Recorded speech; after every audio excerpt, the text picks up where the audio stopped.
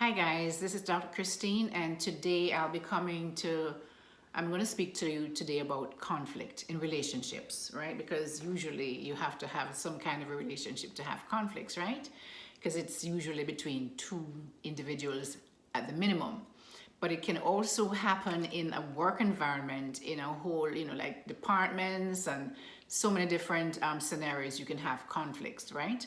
So it can happen in government, it can happen in just government and the people, conflict is a normal part of the everyday problems that we have daily. We more than likely we have hopefully not every single day, but conflict is something that we're going to be encountering in our lives as we live this life here, right?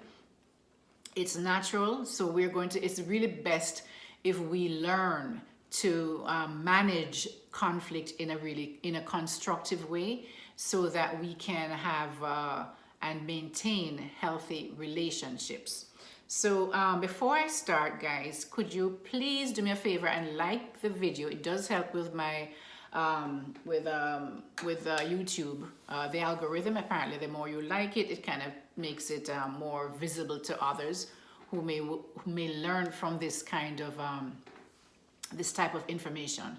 All right, so go ahead and like it for me. Also subscribe and share it with someone else. And also, if you want to get more videos as soon as they come out, just hit that notification bell, and that way you'll be notified when I upload new videos.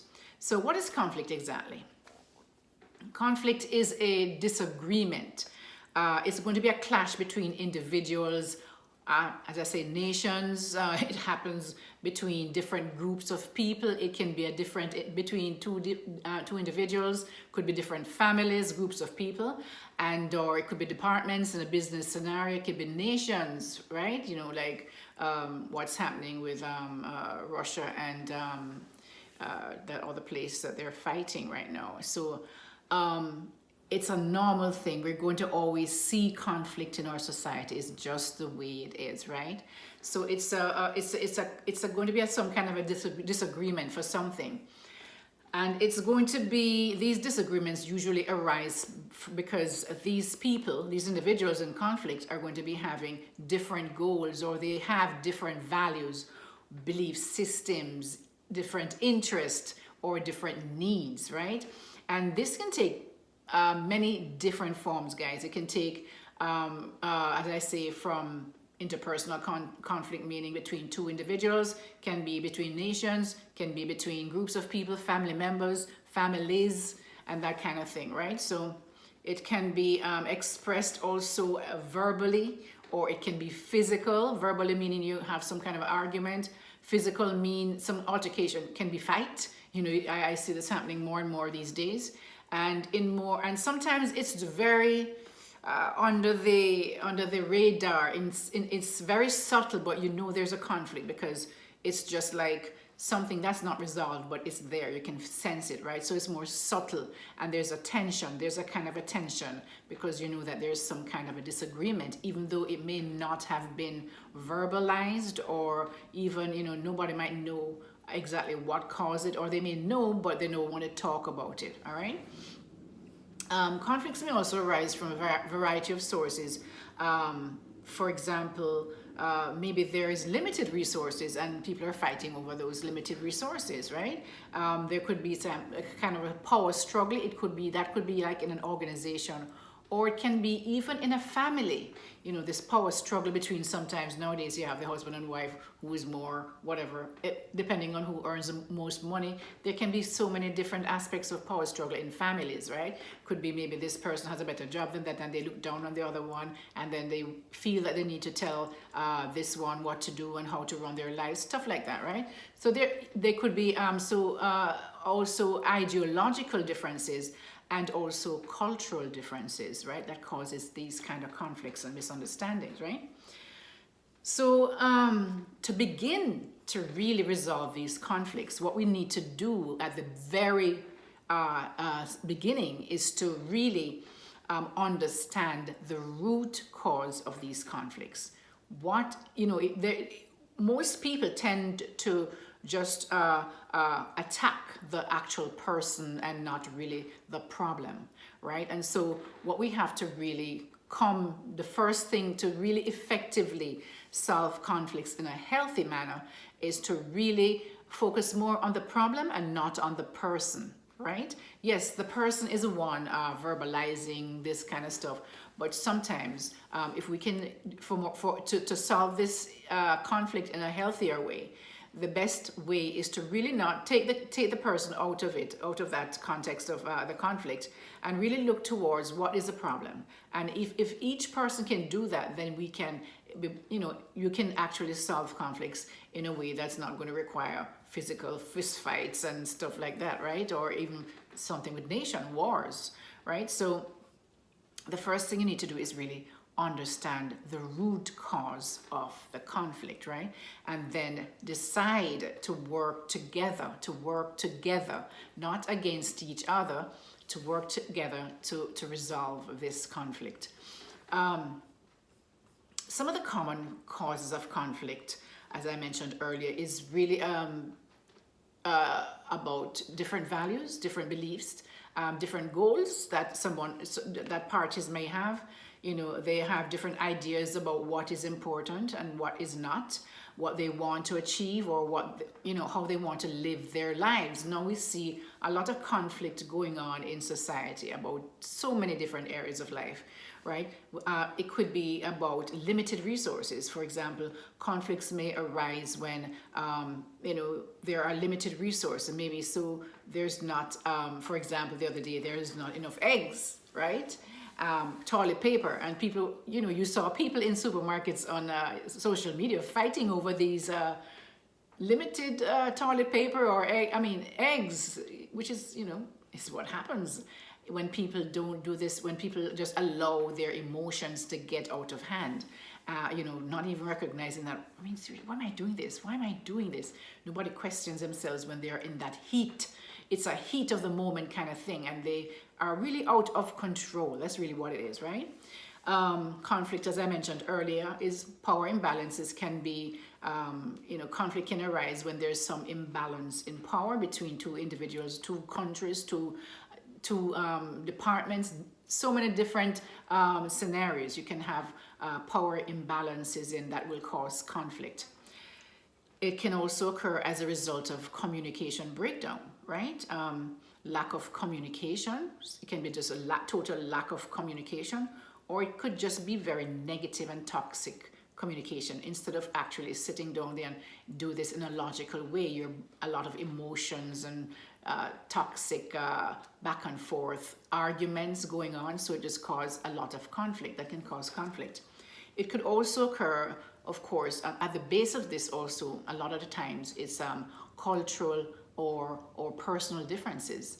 And a lot of the times these cultural differences will also, there's also another tag along in terms of the family background of these people, because sometimes in a culture, right, adding that family dynamic to it, how people behave in families, how that family was, how the kids were brought up, how the parents and the kids interacted in that, how they solved conflict, how the children saw their parents handling conflicts.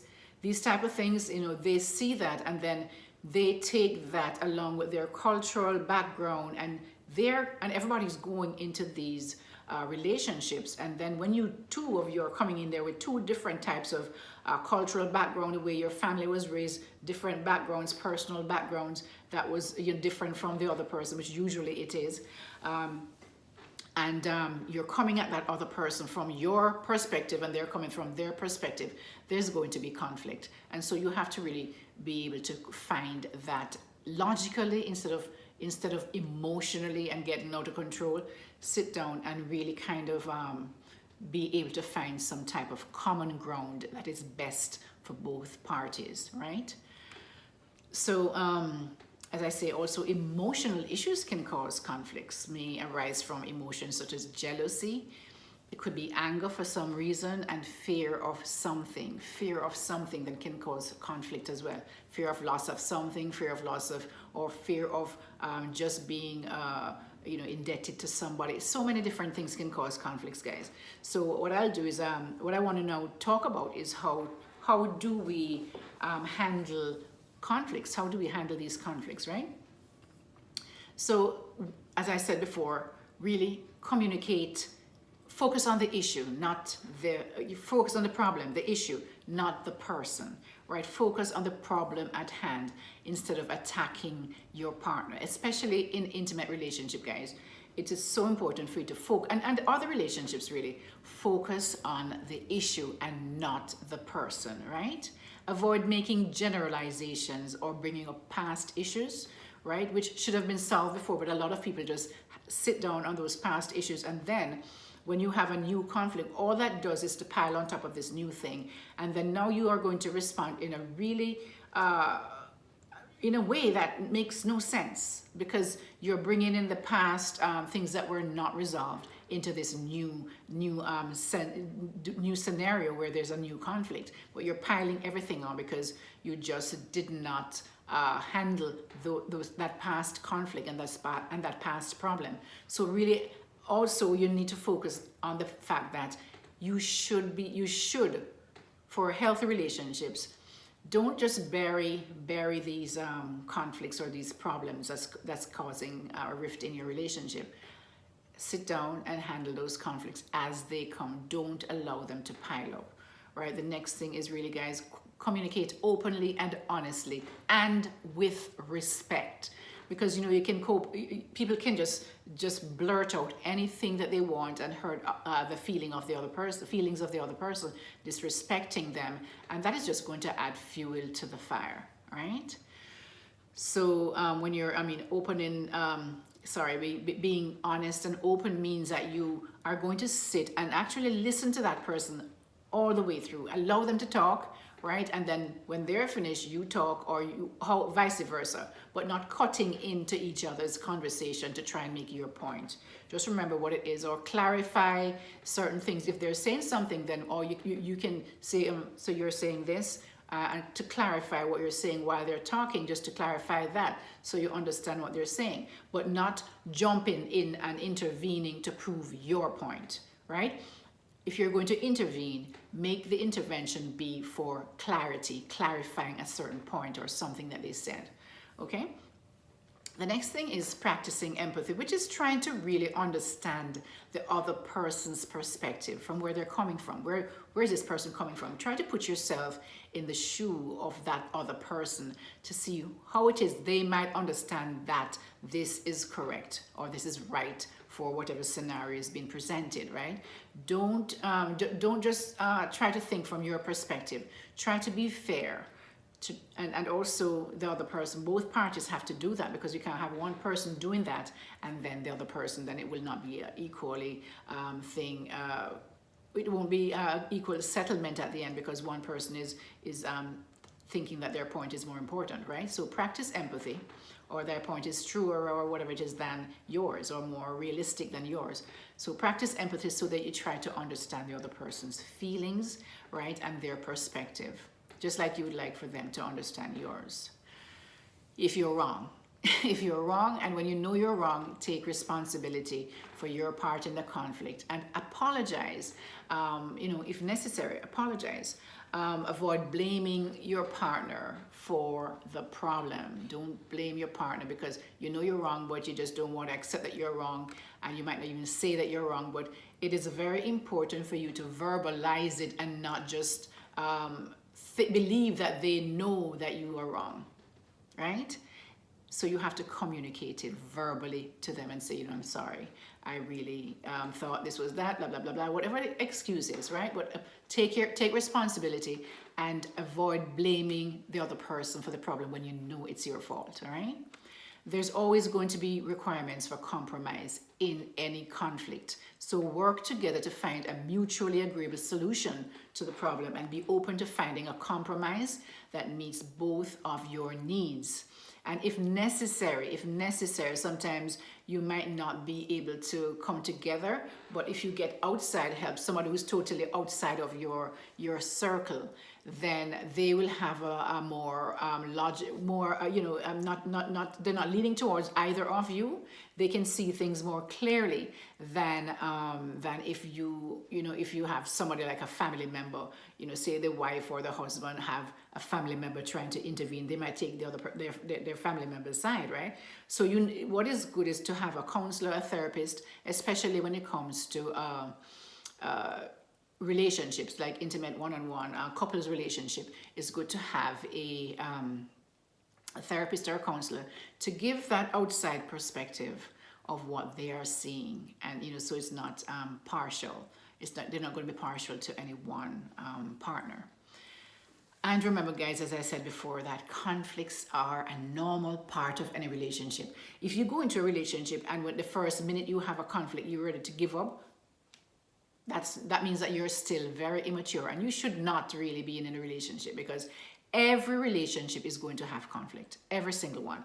No matter how much you guys get along on a regular basis, there's going to be conflict, because remember, as I mentioned before, there are going to be issues that there are differences in your cultural background, in the way that you were raised by your caregivers. These are things in the way that you are socially, whatever that word is, right? To act. So therefore, understand that you're going to have conflict because you're both two different individuals. You have two different life experiences. You're coming from two different places. You're socialized differently. So all of that is going to cause some kind of conflict, right? So I'm going to speak now about how the anxious individual handle conflict, right? And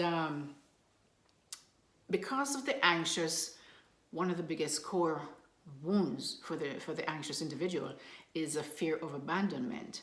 This can significantly handle determine how they handle conflicts. And so here are some ways that they will handle conflict. One of the ways that they do it is overreacting. The anxious individual is usually very emotionally out of control. Let's put it this way. They are not able, they react very almost instantly to things, instead of taking the time to think through what's the best way for me to act. The anxious individual is very emotional, right? They're on that spectrum, very emotional, right? Now, later on, I'll be going into the dismissive, and they're more logical, right? So you'll see the differences. So the anxious, being very emotional, tend to overreact, right? And sometimes to just minor conflicts, because they perceive it, because of this fear of abandonment, they perceive these minor conflict as a signal that the person is going to leave them. They perceive it as a threat to their relationship, any type of conflict, because they are so insecure about their relationship and so anxious about relationships that any little thing that happens in that relationship, the other partner might, say something that they don't like, and then instead of sitting down and talking about it in a logical way, they will start to believe that this person is going to leave me because they don't like me anymore, they don't love me anymore, right? This can, of course, lead to very heightened emotional responses from the anxious person, right? And because they have difficulty managing their feelings, right? So the next thing that the anxious suffers from is the need for reassurance in the relationship. And because of that, anxious individual in conflicts, they will feel a strong need to be told to be told that their partner still loves them. They need that reassurance. They need that reassurance. Even in a conflict, they'll be seeking that above all else, because if they feel that their partner does not still love or care for them, they feel that the partner is going to leave. And so all of this kind of need for reassurance can serve as a way of escalating conflicts, because maybe their partner is just like tired of it, right? Because of this need that this person has to really feel as if they're not going to leave. The other thing that the anxious suffers with is people pleasing. So in conflicts, the anxious partner may feel the need to please the partner at all cost. And so this can be kind of how they will, instead of now telling the person really how they feel in a respectful manner, of course, right? They may sacrifice their own needs and their values because they feel that if they voice their complaint or say that they don't like certain things, that person is going to leave them, right? Because of that fear of abandonment. That thing really has a lot of hold on the anxious individual. And so because this can cause a lack of assertiveness in relationships and difficulty in setting boundaries as well, because they fear losing their partner. Of course, what this will turn out to be in the end is that this individual will now feel their sense of self-worth and self-esteem will be lowered each time they give up they sacrifice themselves almost at the altar of fear of abandonment. And so they, every time they do that, they just feel worse and worse because they feel as if they're not worth anything, and that, because they fear abandonment so much in relationship that they will sacrifice their own needs and values so that they're afraid to tell the person what they really feel. What's really bothering them or any problems, because they feel that person might leave. I'm sorry. The other thing is the anxious person, because they also feel that they have that low self-worth in relationships and that low self-image, feeling that they have to work for love. Basically, they do a lot of negative self-talk. So they're always going to see the negative part of anything, and they're always talking to themselves in that way, right? So they will, in a conflict, they will also continue to engage in negative self-talk, believing that they are the ones that's responsible for the conflict. And so they will further, but the problem is that they're further exacerbating their status as with this, especially with the fear of abandonment. They are abandoning themselves, right? Because they're now almost like nobody's telling them anything terrible about themselves, but they're telling themselves just keep telling themselves about how this they are and how that they are, and they're just blaming themselves, the self-blame and negative self-talk. And so that further exacerbates their anxiety, which makes it harder for them to resolve any kind of conflict in a healthy way. The next thing is that the anxious finds it difficult to compromise, right? They usually struggle to find compromise in conflicts because they fear that compromising may mean losing their partner's love or approval, right? So these are some ways that the anxious individual will behave when there is conflict in a relationship. Now I'm going to, please again, don't forget, remember to like this video if you find some value in it. I'm going to go on now to the fearful avoidant, guys, and share it as well. The fearful avoidant. Okay, so I should go on with the dismissive first, because the dismissive basically kind of, the dismissive avoidant, remember that the fearful avoidant is a kind of a mix between the dismissive and the anxious. So let me do the dismissive first so you kind of have a feel of how the other one will come together with the two ways of responding to conflicts. So the dismissive person tend to value their independence and autonomy, and they usually have a great deal of difficulty with emotional intimacy or emotional expression or even being vulnerable in any relationship, right? And so there are some ways that these individuals will act when there is some kind of a conflict, or there needs to be some kind of a conversation about some kind of a conflict that's happening in the relationship. They usually avoid emotional expression. Unlike the anxious, who is very emotionally expressive, that's good when it's positive, but when it's negative, it can be really toxic, right? So the dismissive avoidant individual may avoid expressing their emotions during conflicts. They'll just look like bland. You can't tell what they're feeling. They'll just blank out on you, right? Or they may downplay the significance of the conflict. They may minimize their own feelings or dismiss their partner's feelings as well, right? So their whole game game face is like very bland and very expressionless when they're dealing with conflict. They just kind of zone out, right? A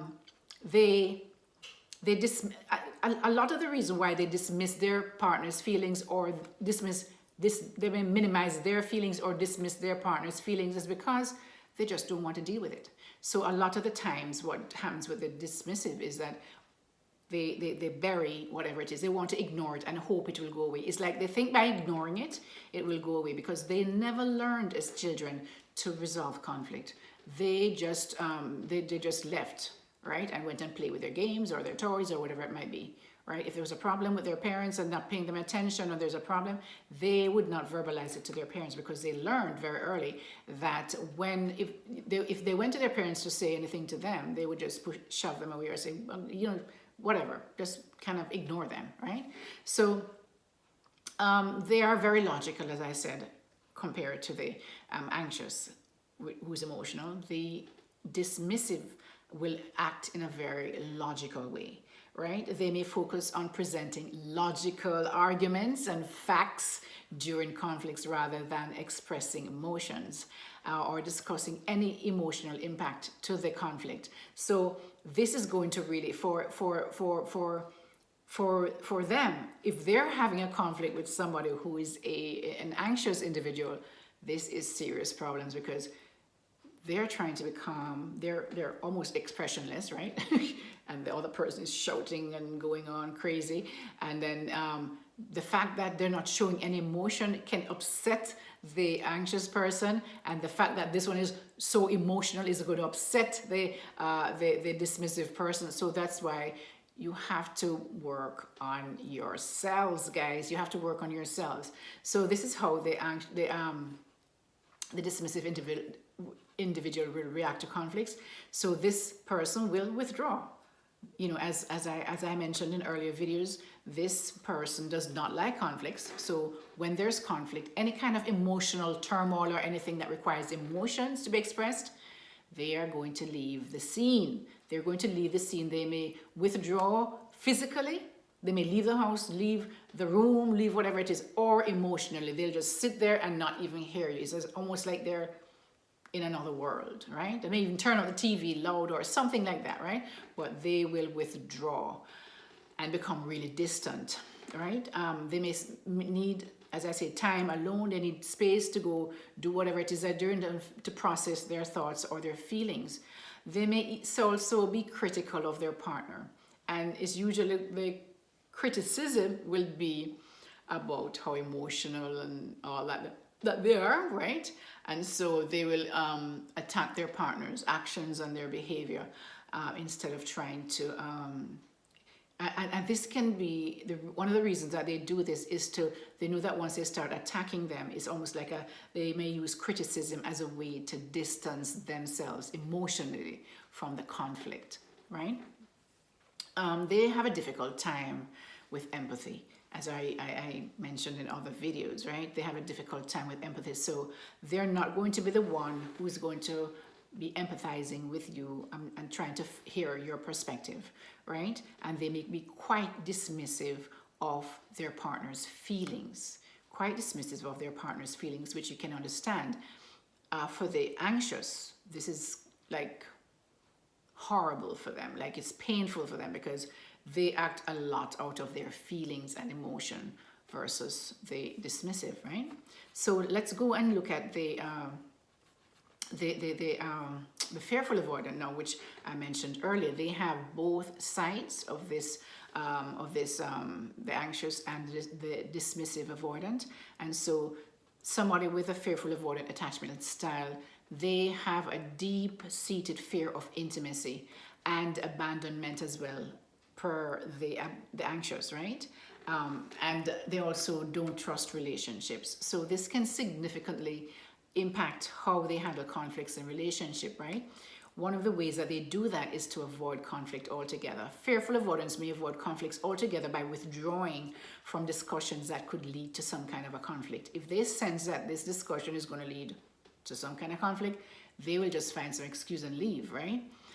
This can be due, of course, to the fear of getting hurt or abandoned, right? And they get very hurt by criticism and rejection. So these are some things. If they feel that this conflict is because you reject them or you're trying to criticize them, they will just shut down emotionally, and making it difficult, of course, for them to express themselves or to communicate. Once you shut down, I mean, there's only one person that's having the argument. You can't talk to yourself, right? So the next thing is that they will engage in some kind of a self-sabotage, which such as criticizing themselves or their partner, blaming themselves or their partner, engaging in self-destructive behaviors. This is how they handle conflicts.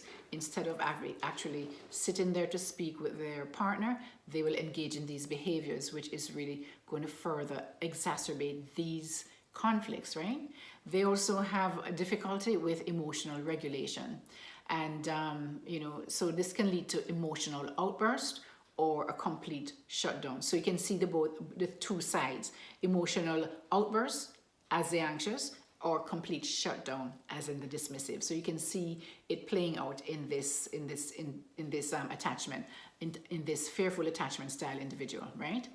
They also, as I said, mentioned earlier, struggle with trust. Fearful avoidance may have trust issues due to their fear of abandonment, and this can make it difficult for them to trust their partner's intention or believe that their partner is really committed to the relationship. So guys, these are just some ways and so that these individuals these different attachment styles will react, because usually it's reacting because they're not thinking through things. They're just acting from their attachment style.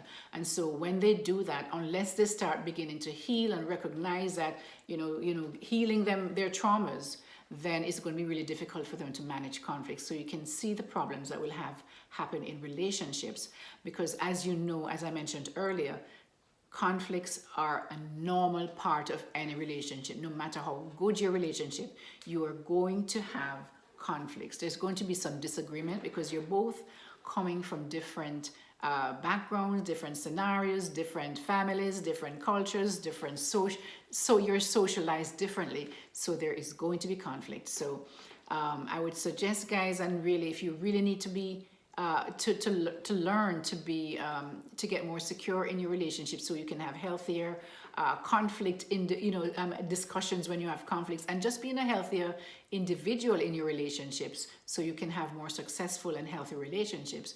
Please call me. I do have a free 30-minute consult for if you want to work with me. Then you can ask me all the questions in that consult, and I can also hear how I can help you in that 30-minute consult. So my information will be below, my description, my phone, my email address to contact me will be below in the description. So you can email me there with the subject area, just write coaching, and I will respond to you as soon as possible. This is Dr. Christine, your relationship and mindset master doctor, and your leverage for change. Please remember to like, share, and subscribe. Take care now. Bye-bye.